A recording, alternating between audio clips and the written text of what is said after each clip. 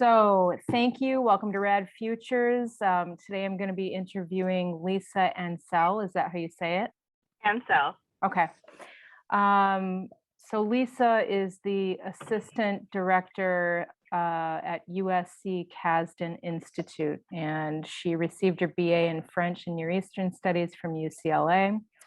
Got her master's in Middle East Studies from Harvard, was the chair of the World Language Department of New Community Jewish High School for 5 years before coming to USC in August 2007. And she currently teaches Hebrew language at Hebrew Union College, Jewish Institute of Religion. So welcome, Lisa. Thank you so much for taking the time to do this today. Thank you for having me. Yeah, I'm excited because obviously, I had no idea who you were until I read an article pretty randomly that featured you. And so as soon as I read it, I just thought I have to talk to this person. I have to talk to this woman because everything in there, the whole sort of explosion recently with all of the trending hashtags about cancel student loan debt and what have you. This is all stuff that I've been saying for a long, long time. So I'm super happy that it's gaining so much momentum. Agreed. Yeah. So tell me, what do you see? What is your role in this movement currently? And then I'll ask a few more questions after that.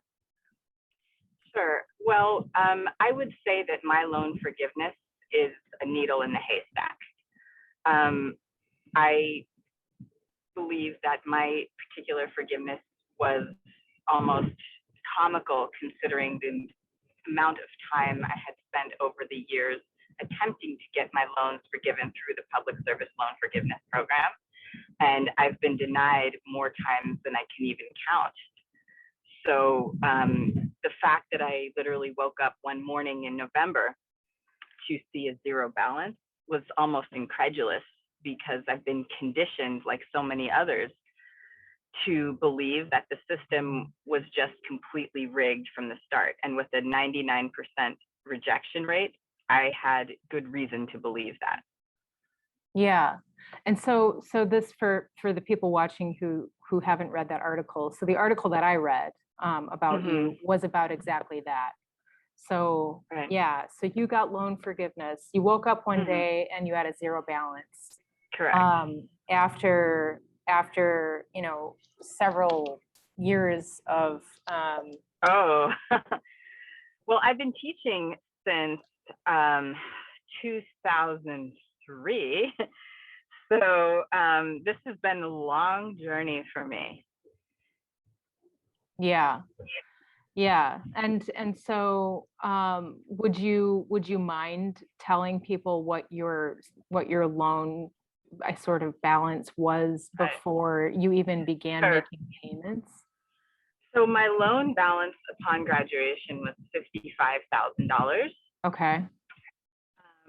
And I was barely chipping away. I mean, I've been repaying my loans since 2003, and my balance that was forgiven was $44,000. So after all of this time, I'd only managed to pay down, in terms of principal, about $10,000 to $11,000. Yeah. And throughout my payment history, most of my payments were clearly just going to the interest, which was so high that I barely was able in all of these years to chip away at the principal. Yeah. I mentioned my own frustration with it because my own personal balance is quite high as well. And actually everyone that I know who has taken out loans at any point in the last 20 to 25 years is oppressed, or I guess feeling oppressed, let's put it that way, I guess, because it's rare. I think that this narrative that you go to school, everyone gets the equal opportunity to pursue their dreams, right? So then you go to school, you pursue your dream, the University sits you down in their financial aid department. They kind of walk you through a little bit about what it means to sign promissory notes and things like that. You get a little bit of an idea, but really all you're thinking about at that moment is, I want to get into school, right? Right, exactly. So the gravity, I think, of it all doesn't really hit most people until you are completely done and you're out in the working world and you're looking for work. Um, and I think it's less common for people to actually find well-paying jobs. Very You much know? so, and especially when you are looking at programs that are defined as public service, Yes. right? These are careers that are traditionally underpaid. Yeah. And so what happens is, you know, in my particular case, somebody goes into education and they owe probably about 2 to 3 times more in debt than their annual salary would be. Yeah. So we're faced with a situation where you have people going into education, you know, into therapy, you know, into, you know, various types of, you know, social work, various types of careers that are by nature designed to help people succeed in the world. And yet what happens is anyone who goes into these professions is crippled with an amount of debt that feels like a poverty tax. Absolutely. Absolutely. Yeah. I've noticed something as well lately, I would say the past couple years, but more recently, since some of the sort of senators and Congress people have been suggesting, you know, the idea of forgiveness, which, you know, it looks to me on social media like this could be a conspiracy theory. I don't know. But it seems like anytime there is any kind of critical sort of article posted about, you know, here's the deal with student loan debt. Here's what it's really doing to people. Here's the negative effect it's actually happening. That it's having on families and individuals in this country. It seems like all the comments, like the comments section, is always filled with what seems to me.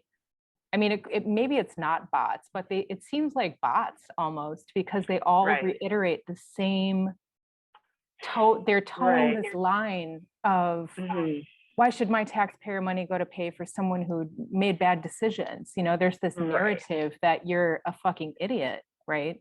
Right.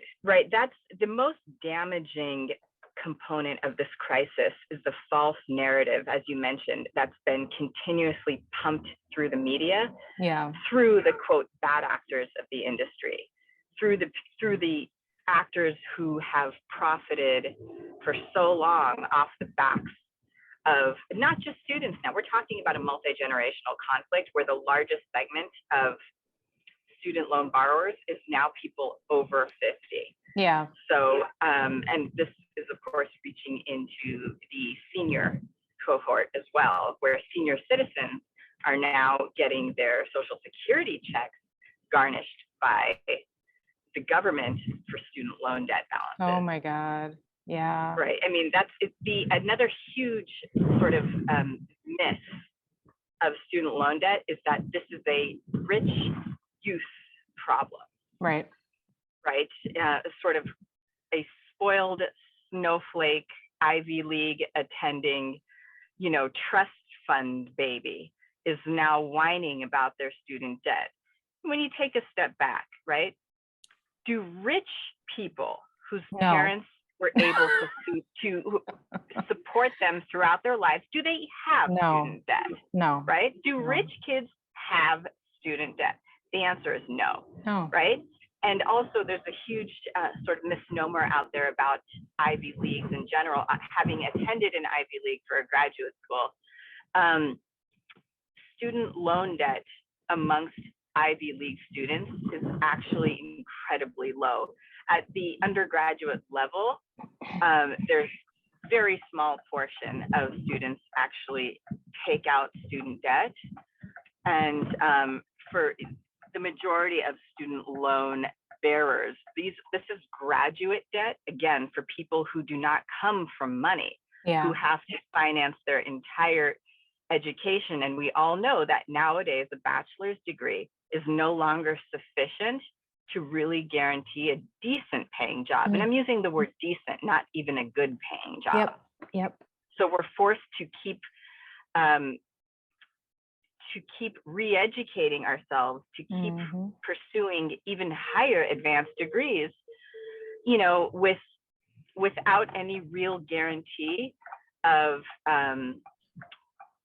the rewards that this degree would carry for us in the long term. Yeah. So we're forced into a position of taking on crippling student loan debt because of a stagnant wage market, because of, I would say, wage suppression. You know, these are areas where we experience an almost a disproportionate level of education to return on investment. What's interesting is that so many jobs, right, so many blue collar jobs and industries have been sort of outsourced to China and all of these other countries for many decades now. And I feel like, you know, with the lack of those industries and the lack of that labor force, this is yet another way for, you know, banks and other predatory industries. And I do consider academia to some extent complicit in this problem. Oh, absolutely. Yeah. Absolutely. You know, to what extent is this really kind of replacing the blue collar? You know, it's almost like these BA degrees have become blue collar because the market itself is so saturated, you know. Exactly. So do you consider this practice by banks predatory? Absolutely. Okay. Absolutely. And I just want to go back to something you mentioned, you know, just a couple seconds ago. The university system is entirely complicit in creating this ballooned massive crisis, because once a student signs up for a loan, that loan is 100% guaranteed by the government on the back of the debtor, meaning the university can charge whatever it wants and know that because bankruptcy protections are uniquely stripped from student loan debt, that the universities will never be on the hook for defaulted loans. Right. And we have actually Joe Biden to thank for that. And I don't think a lot of people know that. Right. It's, you know, when President Biden won, I had trepidation because of his history, his incredibly negative, damaging history in creating what we now know today as the student loan crisis. Yes.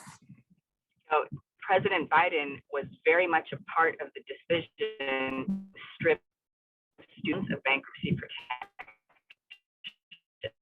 You're right, not many people know that, and that's why. And it's almost, President Biden is in a position that is very rare to experience in one's lifetime. Yeah. Meaning, it is very rare to be in a position of actually righting a wrong of yesterday. Right. Right. And he created a situation that was so damaging for so many millions of people that it's ironic that he is in this position today, and yet he still chooses not to rectify the mistakes of his yesterday. Yeah, it's bad karma, man. You know. You know, it could go either way. He could choose another path for America. Absolutely. Today, to, you know, announce a press conference, to go up there and and do a public mea culpa of sort of acknowledging what his role in creating the student loan crisis and canceling student debt as a way of acknowledging the scope of the crisis and his personal role in creating it. Yeah. And he chooses not to. So, I mean, for that reason, I'm not, I don't hide the fact that I will not ever vote for him again. I'm an independent voter, by the way. Yeah. And I will not ever vote for him again should he choose to run again in the election. I did not vote for him this time. But Right. yeah, because I was aware of his history and exactly this, and I didn't see good coming from it. But you were right. You were right. You know, so I hope he does the right thing. I hope so too. You know, I hope the people around him recognize that it's time, you know, and that this, I think morally, there's a responsibility here. So if they really want, if they want to leave a good legacy and they want to have a real chance in 2024, I think that this is something that they're definitely going to have to do. Right. I don't think it is realistic for the Biden administration to continue to kick this can down the road. Yeah. And I would say even more so to turn the payment switch back on May 1st, which they are currently slated to do. Yeah. If they do that, I believe that is a death touch for this administration. Yep. Yeah. Yeah. I mean, I'm not going to get super political right now, but I personally don't see them winning in 2024 even still, but you know, absent major action on student loan debt, I agree with you. Yeah. So I guess what else would I like to say? I mean, would you then classify, so we've established that this is predatory, that the practices of doling out this money and then, you know, sort of holding it over these young adults who become eventually older adults. And now, as you said, we have elderly people whose Social Security is being garnished because and that's where we see a lot of these people now who took out Parent Plus loans for their children. You know, these people are now senior citizens or becoming of that age, and they can't retire because of student loan debt. They can't plan for retirement. They can't put any money away. They can't stop working, and they can't provide for their children for the future because of their own personal debt loads. So yeah, so it's predatory, and it's causing social harm. It's causing harm to individuals and families of every age bracket. I know that I have someone in my family who is a single mother who had 3 children and only had, I think it was 30 or 40,000 in loans, but you know, she's in her close to her 70s now and couldn't afford to pay them off. And you know, she struggled for many years because she couldn't find a job after college. You know, she only got a BA. So it's really, and I watched that happen, you know, so it was sad. It's sad the way that it affects people. And, you know, I think as people who are raising awareness around this issue, you know, I myself lean more sort of fiscally conservative. Right. It's a very conservative argument to cancel student loan debt. Yeah. I think it's in the tremendous government overreach. Yeah, absolutely. I think it's in the best interest of our country economically to do this because, you know, you can make all the arguments against it that you want, but at the end of the day, all of the money that would be going to paying off debts, right, can be put right back into the economy. It can be invested. Exactly. I mean, look at the real estate market now, because so many people, including myself, cannot purchase homes. Right. Right. So many people are locked out of home ownership Yep. because of their student debt. And when they're not buying homes, they're not buying furniture. They're not buying air conditioning units. They're not buying, accessories for the home. There are so many, this problem crosses every sector of the economy. Yeah. They're Yeah. not taking vacations, they're not having children. Let's talk about for a second that people with student loan debt are not having children. Yeah. Yeah. Because it's really a choice. I mean, at that point you have to choose, do I want to, continue my family line or, and be completely impoverished and relying on here's the catch. Here's what's so interesting, right? So you get into this situation with the student loans. Let's say you do have a child, right?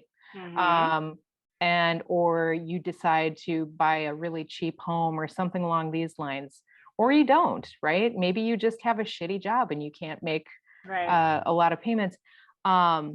A lot of these people are paying off their loans and on food stamps at the same time. Correct. So Correct. what you're really talking about, I just really want to make sure that this narrative bullshit is kind of corrected, because you have all these people saying, so these are people who don't want to be on food stamps. These are people who went and got educated. They went and got degrees. They tried their best. They found whatever job they could get, because the market is so saturated. So here they are with a very expensive piece of paper, a job that doesn't pay them very well, where they get no pension plan, no retirement, hardly any, if at all, health insurance.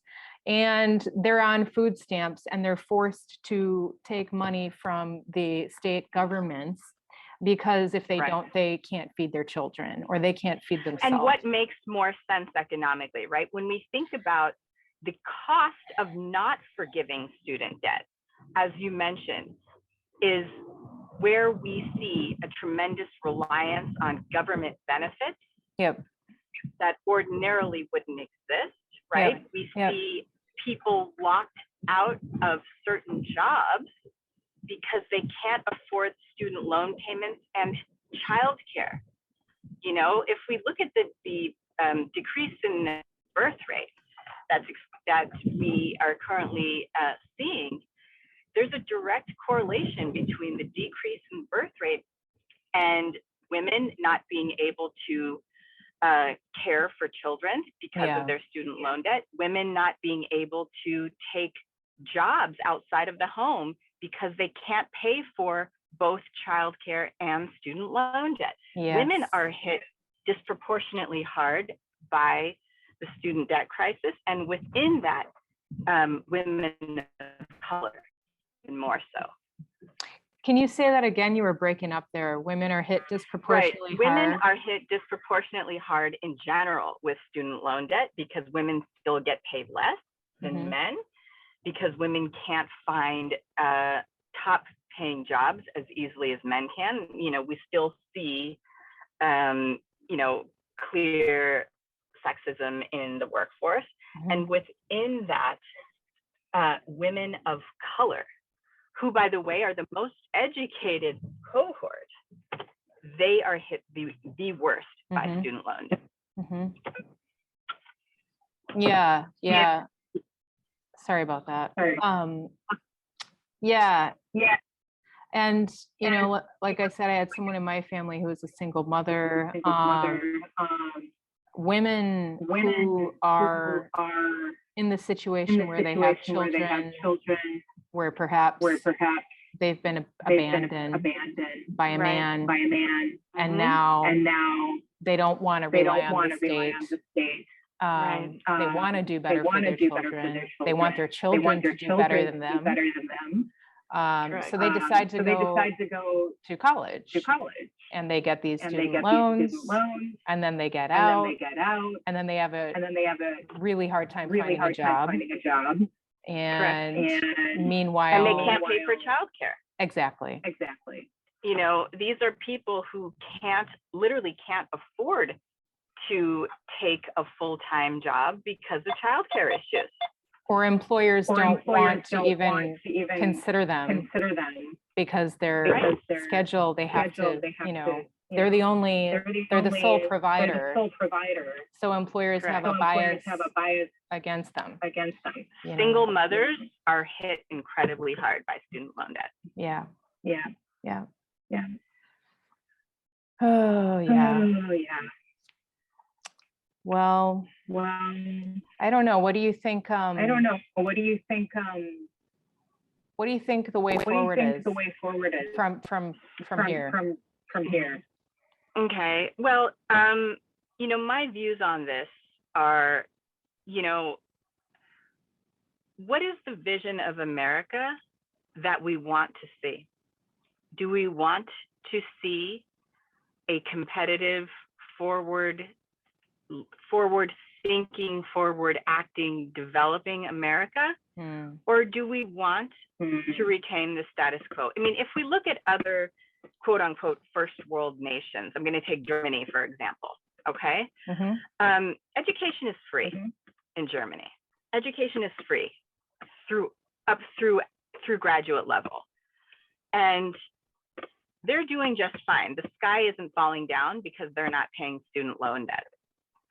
You know, if we want to create generations of Americans that will thrive and prosper and present the United States in the best light globally and have the most to contribute to the advancement of society and technology, then it seems counterproductive to that goal to burden our citizens with student loan debt.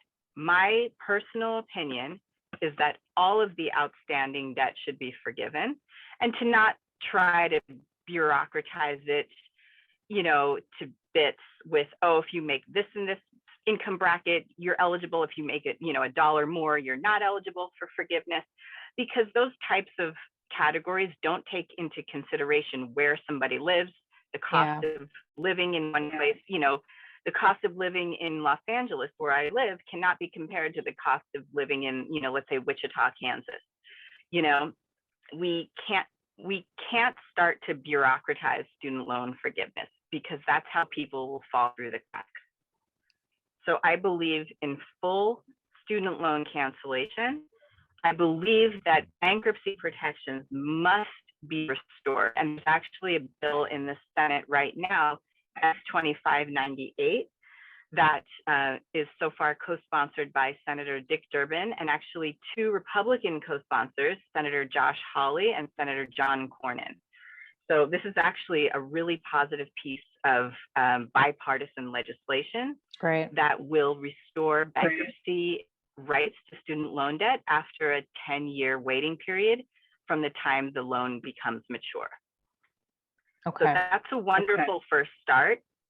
So we need to see S-2598 become law, and we need to accompany that with full student loan cancellation and a better way of refunding universities with our tax dollars. You know, our tax dollars currently fund food assistance, currently fund public schools, K through 12, you know, currently fund the military, right? Nobody, and, you know, citizens can, part of being a citizen in this country is recognizing that our taxes go to fund public goods. And it's time, it's way past time to start recognizing that education as a public good does not end in the 12th grade. Right. A high school diploma is no longer sufficient to present a competitive face to the job market. And so education throughout, from high school to undergraduate through graduate school, once again has to be considered a public good. So that's my vision, to consider education throughout all levels as a public good, so we can then produce citizens that are the most competent, that are higher earners, therefore they'll pay more taxes. You know, that's a cycle where we will see tremendous return on investment. Yeah. Yeah. Yeah. Yeah, I agree. Yeah, I agree. Wipe it out 100%. Wipe it out 100%. Right. Don't bureaucratize Don't it, as you bureaucratize said. it, as you said. Right. Reintroduce, Reintroduce, more blue collar sort of manufacturing jobs back into the country. Right. And, And, once all those loans are forgiven, forgiven, watch the watch money the just money pour just right back pour into right the back into economy. the Oh, economy. absolutely. You know, if President Biden were to get up and say, I'm going to forgive all of these loans by executive order, just watch to see how many people are suddenly eligible to actually consider being first-time home buyers. Yep. Right. And then through that, all of the segments of the economy that will benefit from somebody now having a home. All of the segments of society that will benefit from people now being able to travel, to spend money in different areas where otherwise their hands would be tied because of the stupid student loan debt. Yeah. I think we we also also need to change the the framing and the narrative. We need to sort of make people understand and realize that this is oppressive and borderline criminal. What is being done to the individuals and families who have to bear this burden.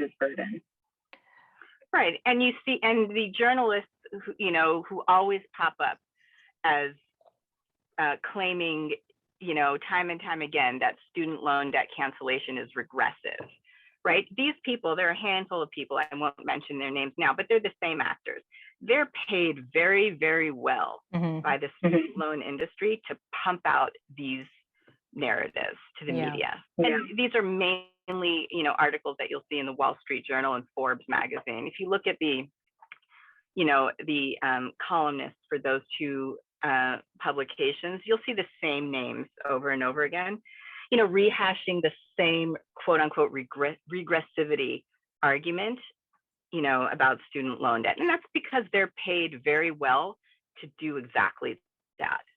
Yeah, I was reading somewhere recently that over the past, I think it was 2 or 3 years, we've lost somewhere around 2,500 independent media outlets in the United States. So I don't know what all of those independent outlets were, but we need more people, even just grassroots, writing things. Exactly. And, right, because the corporate media, right, that is owned by, certain political and financial interests dictates the type of content that will be produced by the mainstream media. Yeah. I mean, I feel like sometimes we're living in Italy circa Berlusconi. Right, very much so. People have drawn that comparison, and I think it's very much justified. Yeah. All right. Well, I suppose I will let you go. I really appreciate this. Of course. And I appreciate being given the opportunity to share my thoughts on this. I just wanted to mention, in case I failed to mention it earlier, even though my own personal loans were forgiven in November, that only served to provide further motivation for my activism in the cause. I'm angry. I'm very, very angry because I've lost many, many years of my life to this catastrophe. I still don't own a home. I still haven't been able to save for retirement to the extent that I really should. I've never really traveled as an adult. So much of my life has been cut short because of student loan debt, that I am all the more so ambitious and motivated and active to see student loan debt canceled entirely. Yeah. Yeah. Well, Well, on behalf of on behalf of everyone who everyone has who student has loan debt, student loan debt, thank you. thank you. It means a lot It to me, means and a it lot means to a me, lot and it means a to lot to the rest of us. the rest of us. Because, Because I do feel I do feel that if we that if we don't start reporting start on this reporting on ourselves this ourselves from our own from our own perspective, perspective, as you said, the narrative the will narrative be will be dominated by corporate dominated by media. the corporate media. Agreed, Um, agreed. And we can't let the voice of special interests dictate the narrative Yeah, around this issue, Yeah. because they've been doing that successfully for a very long time. Our opposition has very deep pockets, yep, and they are laser focused on preserving the narrative of the quote unquote bad borrower, yep, as That's opposed right. to looking right. at this as a broken system yeah, that needs Yeah. to be torn down from top to bottom. absolutely, Absolutely. 100%. 100%. All right, well, thank you so much for joining me today in my interview with Lisa Ansell.